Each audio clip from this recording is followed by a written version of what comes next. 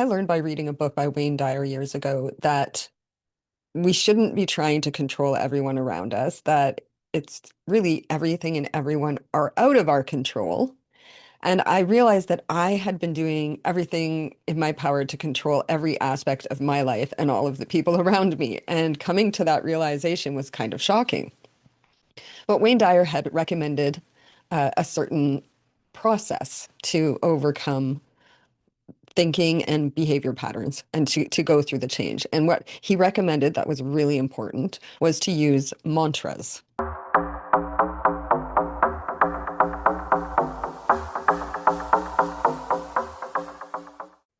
Hi, I'm Trina Ricketts, and today I'm sharing something a little different.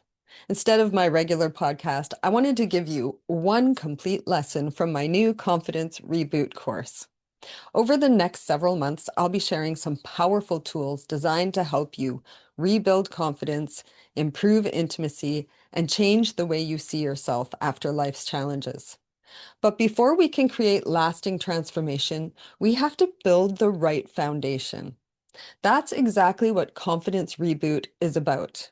Before we can change our relationships, our confidence, or the beliefs we hold about our bodies, we first have to understand how change actually happens. In this lesson, I'm going to walk you through the 5 stages of change, because when you understand the process, you stop blaming yourself for struggling, and then you start giving yourself the tools you need to move forward. So let's get started.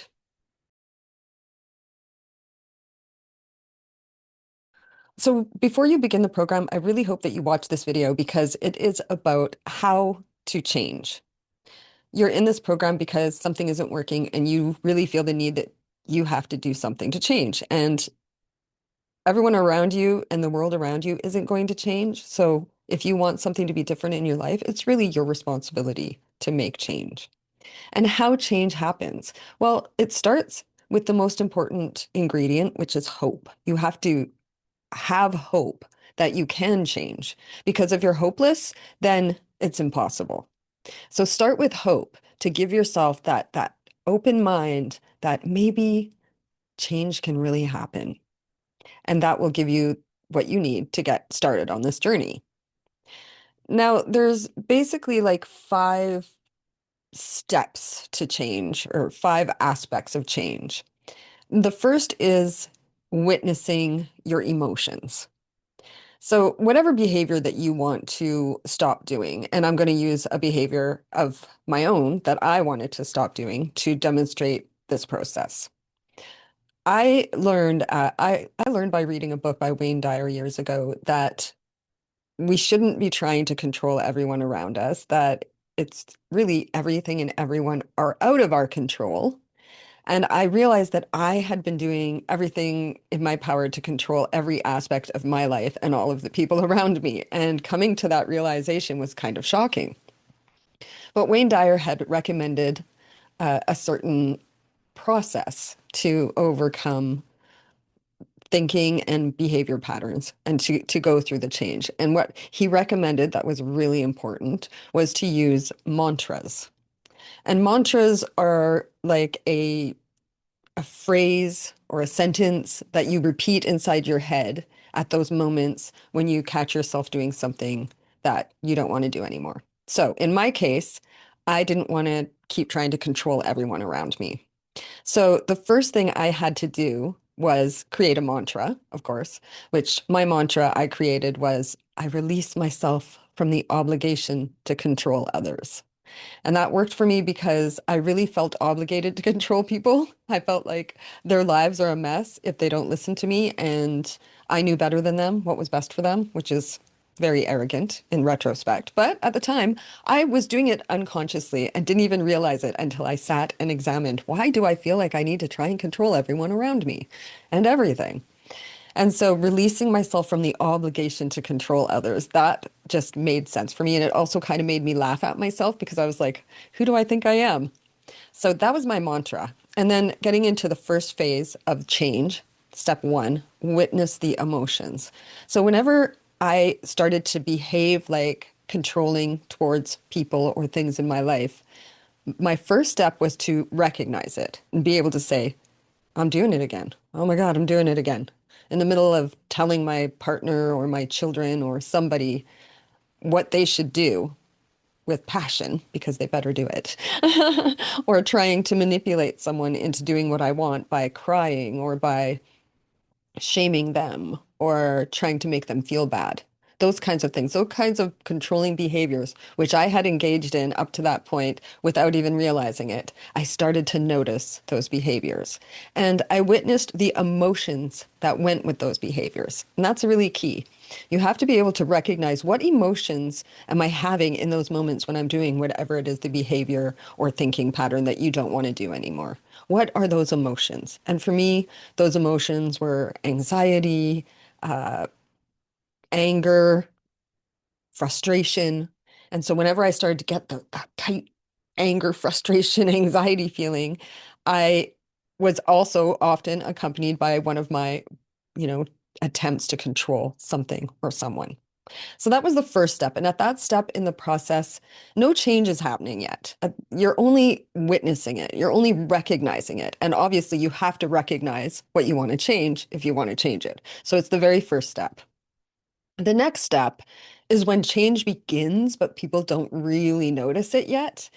And it's the part where you release the emotions. So now you know every time you're starting to control someone or something or whatever your behavior is. And in my case, I started to notice I'm trying to control people. I'm trying to control the situation, and those feelings are there, those sick feelings. And so I would stop my own emotion pattern in those moments.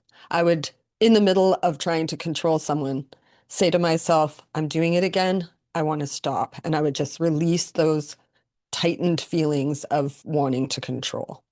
So step two is releasing those feelings so that you come out of your state sooner. And what you'll be surprised happens is that in the middle of your behavior or thought pattern, you'll recognize it and then you'll just be like, you'll release it. And that is the first step to change.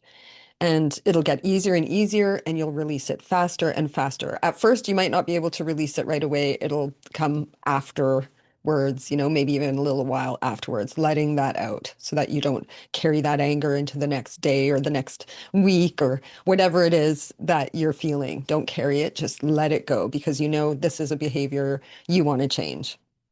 So number three is now you know what feelings come when you're going to do that behavior. You know how to release the emotions that come with that behavior. You've practiced this, and this happens over time. It doesn't happen overnight. But the results are faster than you'd believe. You recognize them, but maybe not everyone around you as much. So number three, you want to resist the behavior. You see that you feel the feelings, they're coming, you release the emotions. And so in this case, for me, I would realize that I was going to do the behavior or I would feel those feelings coming and I'd be able to stop myself and resist from doing it.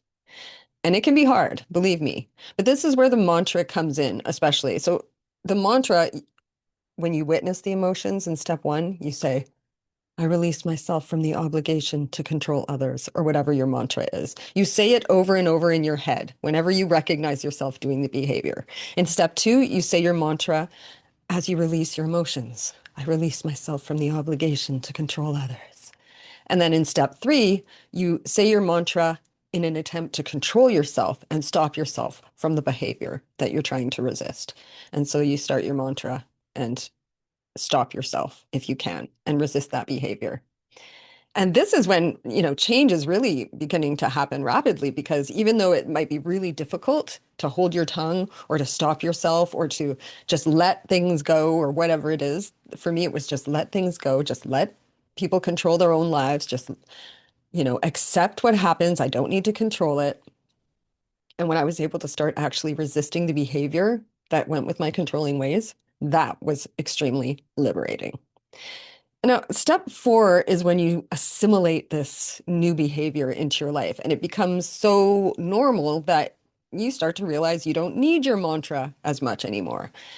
when you're saying it all the time because you're catching yourself all the time, it becomes very, very embedded in your mind. I release myself from the obligation to control others. Like I will never forget that mantra.